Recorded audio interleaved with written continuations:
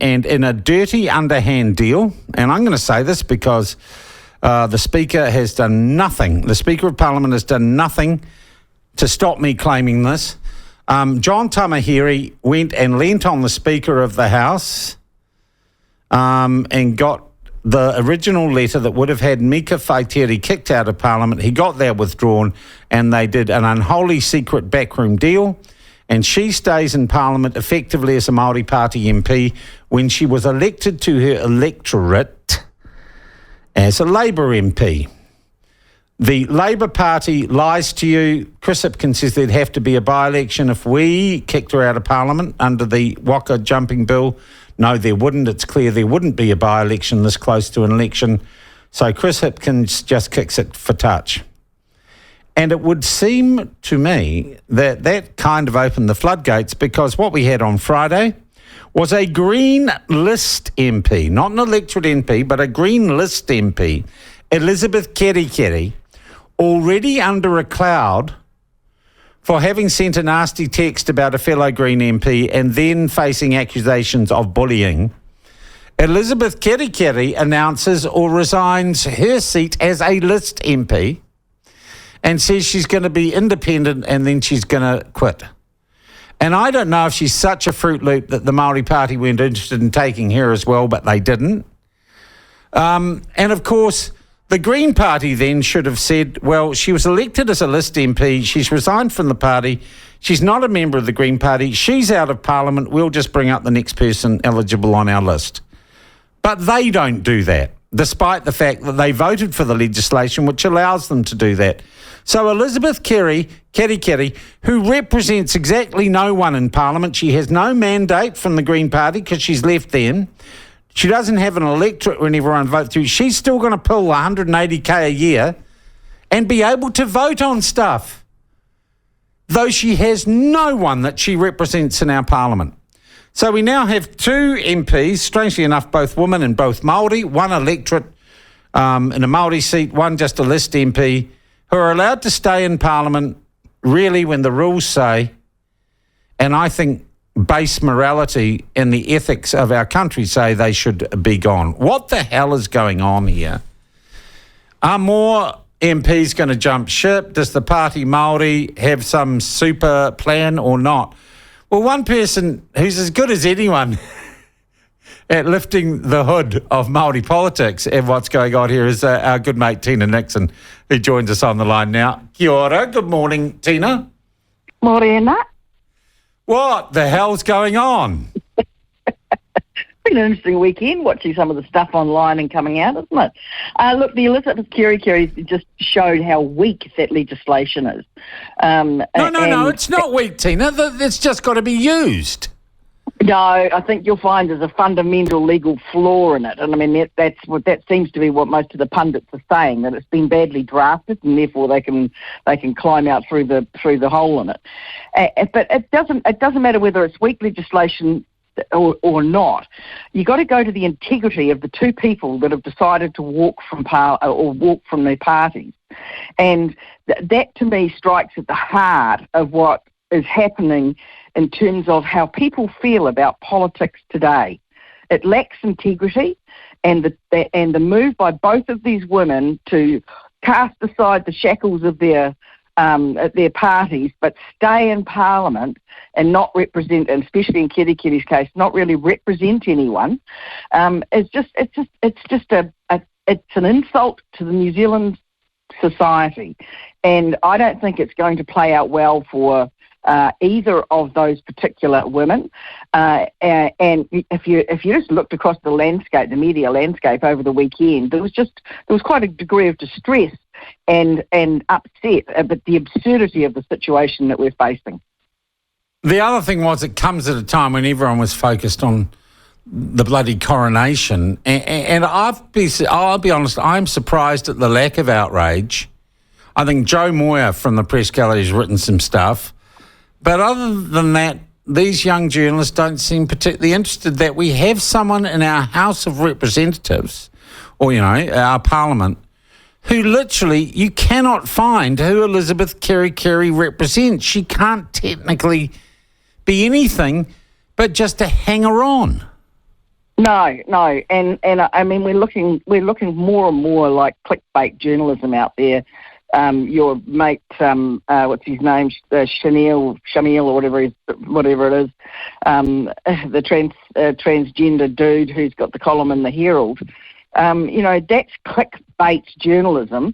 And then you had Andrea Vance doing the same sort of stuff.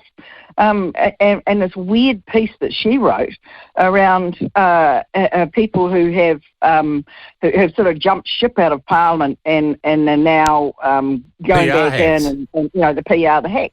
And it was a puff piece. There was no names in it or anything. It was, as I suggested, it was a Friday night story written when you've got nothing else to write. And so we've got the rise of influencers who have no great knowledge or background on issues, or we have the rise of opinionated journalists who haven't done anything else in life but be journalists. And so we Careful, are not Tina, focusing Tina, I might take offence. we haven't got good journalists out there who are really teasing some of those issues out. Yeah. But because I'd rather do a couple of pages of an opinion piece, and interview their typewriter rather than actually do some journalism. Yeah. And the papers are full of it. Yeah. They're full of more opinion than they are of journalism these days. Tina, it strikes me too, and I think Graham Egler, who we had on Friday, did some great stuff. Bryce Edwards has written some really good stuff on this. Yeah, Thomas Coughlin has. Yeah. And actually Glenn McDonald or O'Donnell or whatever his name is. Yeah, Glenn McConnell. He actually wrote a really good article saying it's not going to be easy if Mecca thinks she's just going to take the Māori seat. And I thought that was a well-considered, well-written piece. Yeah. Okay. Despite the fact he hates us, he actually did show some understanding. I'll take that guy more seriously when he starts shaving. Look, but Tina, what we have now at its most fundamental level, we've got an electoral act, an electoral system that is meant to deliver an MMP parliament that is representative of the will of the people. And we do not have that anymore. No. It is not proportionate to the will of the people, and I don't care if it's for 5 minutes or 5 months. We need to have a mechanism to say, I feel slightly different about electorate MPs. I think they have a personal mandate. I think they can argue they've got a personal mandate. But this is making a mockery. This is making a mockery of our parliament. Yeah, it so totally is. And it's interesting because there's starting now to be the rise of the possibility of Nanaia Mahuta joining the Māori Party, which is the thing I proffered last week. And it's some of the other pundits. Yeah, but do we have any real proof of that, Tina? There is a definite conversation that apparently Cranmer talks about this morning, where Tamahiri has definitely been talking to the Mahuta family. Well, I do know that that William Gannon Ormsby is a good friend of John Tamahiri's. They seem close. Yeah. Yep. That's interesting, isn't it? Well, okay. So no, let's just hypothesize on this. I always feel when we do this like we should be having red wine and it should be at lunch. But let's look at this. So Nanaia Mahuta looks and says, "I am as far as I'm ever going to be in the Labour Party." Exactly. In fact, I've had a kickback. Right, exactly. I've been demoted. So and for me, and for my mana, it cannot be further enhanced by staying in the Labour Party. No, I think it's actually different than that. I think it's actually the opportunity to have the Māori Party as the Māori policy workshop that sits on the crossbenches. So all they will be there for is to advance the Māori cause. That's it. And if they can be strong enough and have enough of them, and then that's what they'll do. And so they would hold any government to ransom. I mean, they would. They want to be the Winston Peters of Māori policy.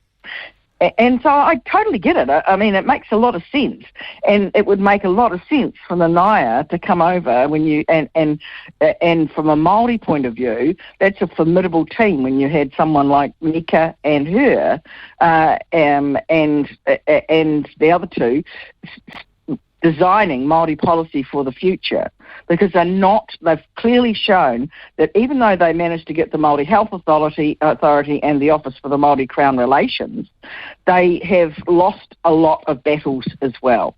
But if they had their crossbenchers, then they would get most of what they wanted. And so I think that's the thinking behind it. So if you were thinking forward in terms of the strength of what small parties could produce, then it makes sense that that's what they do. Yeah, okay, I get you. The other thing in all this, though, Tina, is where does Willie Jackson stand? He's good mates with John Tamahiri, and also they I'd are say so good mates. Willie and John seem to me to represent one type of Māoridom, that is the urban Māori. Yep. Not so vested in the traditional iwi power structure, right? No. But Nanaia does represent that old power structure, and the bringing And so does Mika. And so does Mika. And so does Mika. So there's an inherent tension in here in Māori politics between the new blood and the old blood. And that would be the tension if you're saying what would crash the Māori, Te Pāti Māori eventually, it would be those tensions. And it's a tension that I saw played out in some conferences that I attended recently, where the mandating of who speaks for Māori and where that voice rests is still a vexed issue. And it relates a lot to the iwi and urban divide as well. That will be the biggest problem that they have. How can... Absolutely. Look, this is a really fascinating conversation. I'm sure many people listening to it, I hope, get to understand what's going on here. I only understand a little bit. You understand a little bit more, but it's Māori politics and it's politics, so it's bloody difficult to get to the truth. How can Chris Hipkins trust Willie Jackson? How can the Labour Party trust any of its Māori members who seem to be involved in a whole new side gig? That's a very, very interesting point. And I mean, Willie talks about the fact that they called all the Māori caucus together and asked them if anyone was going to defect. Well, why would you even bother? I mean, I just thought that was really stupid. No one's going to put their hand up, are they? I think Willie will stay with the Labour Party. He is really, truly tribal Labour. But the others, now that we've seen how easy it is to party hop or basically clothe yourself in the baubles of politics without actually having any fundamental integrity at all, and earn $180,000, which, let's face it, most of the people in Parliament can't walk out and get another job anywhere that's going to pay them that amount of money. You know, you just haven't got the people inside Parliament and who can go and get jobs somewhere else that easily for that sort of that sort of tin. Yeah. So, you know, they're just not going to sit there and say, maybe it's a bad idea. Because actually, if you were sitting there and you're a bit grumpy at your party, why wouldn't you? You know, you just basically say, oh, well, I can sit there and join the Māori Party, Te Pāti Māori afterwards. Actually, they're a more philosophical bent, see how things play out. So it's a reasonable gamble to take for most of those Māori caucus members. Yeah, I see what you're saying. So this also, well, okay, such a fascinating conversation, just trying to figure out where to take it next. The other thing I'd ask, Tina, is this an indication that a whole lot of MPs, particularly Māori MPs in the Labour Party, see them losing the next election and are thinking, what is the best place for me to be after that defeat? Oh, totally. And if they're fairly philosophically driven to advance the cause of Māori, then that will be their place. And if they see what it is and see that that is all it is there for, is to advance the cause of Māori, then wouldn't you feel more comfortable in that situation? Rather than have to bend your morals or your thinking around some of the policies that Labor has done, or some of the turnarounds that it's happened recently. So, even the Three Waters will really piss them off. And the fact, there's the UN Declaration on Indigenous Peoples being paused. Co-governance all over the paddock. There's word that Chippy's saying they'll have a Te Manawatu Wai statement for Pākehā and that's going to really annoy them. And don't underestimate the RNZ-TVNZ merger being paused either, because that was going to see a greater, much greater emphasis on Māori tikanga within those two. Yeah, but they've already got their own radio stations and TV stations and other media. Yeah, I suppose the problem is no one white watches it, and white people don't watch that rubbish here. Exactly.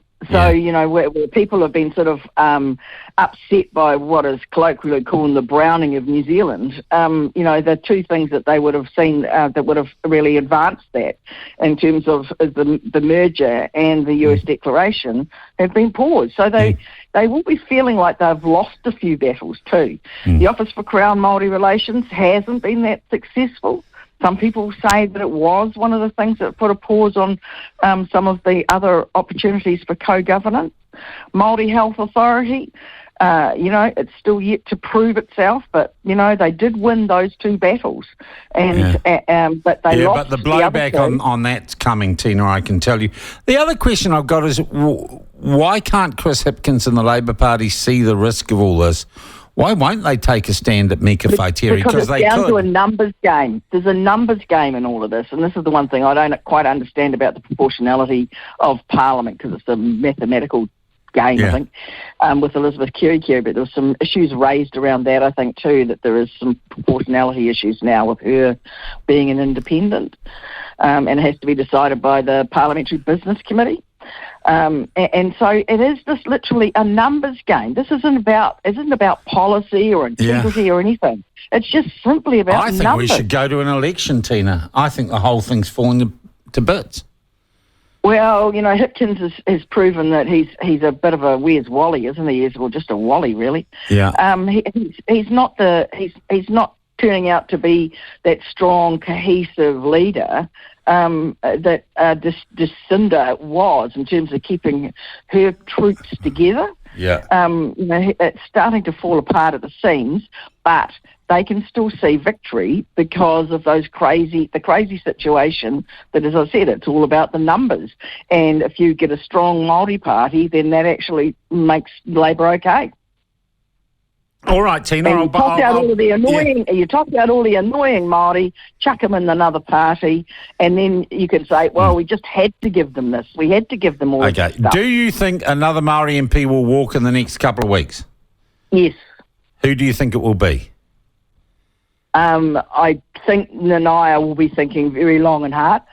It's a big call, Tina. That's a long lunch for me if it doesn't happen. It sure is.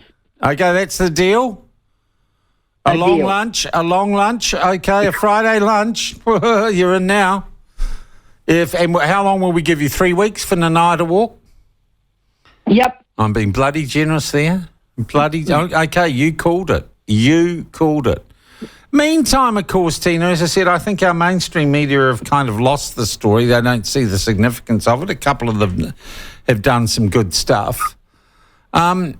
But we seem, and the general public seem wildly unconcerned about the craziness that's going on, which I really feel strikes to the heart of what a democracy is. Yeah, it does. And I mean, they all watch the coronation. Yeah. And as I said, the media is being dumbed down. Yeah. It's all opinions from people who don't have a right to express them, as far as I'm concerned, because they don't have a background. Yeah. All right, Tina. The journalism left. I suppose the journalist in me wants me to be paying for lunch. The Irishman in me doesn't. I thank you so much for your time, mate. It's always good yarning. Talk soon. That is Tina Nixon. Tina involved, of course, in consulting to various iwi groups. She's been a local body politician and a journalist, and she's a farmer. I'm not sure what Ngāti she is. I know she goes mutton birding.